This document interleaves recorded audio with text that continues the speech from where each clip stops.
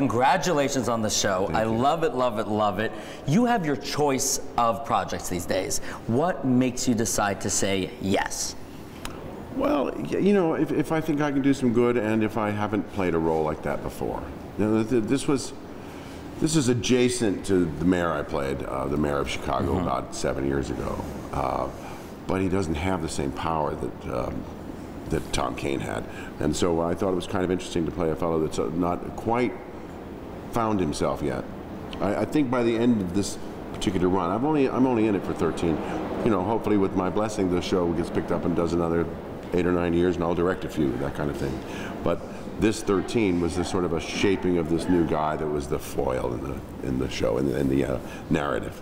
And of course, we got to know you in some comedic roles. Yes. Which one do you prefer, a comedic role or a more serious role? Well, I like them all as long as they feel right, you know, as long as they feel like it was someone that I believed could exist.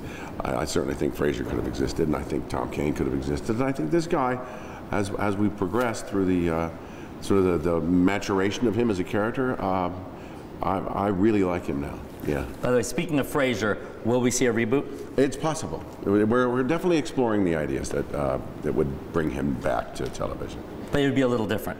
Well, it has to be a third act. It has to be a competent third act. It can't be, oh, you know, time stopped and we just stayed in that apartment for 20 years. You know, it just doesn't make any sense. Now, this show, what kind of purpose do you think it will have beyond entertainment? Well, you know, as Shakespeare said, you know, good art is holding up the mirror to life.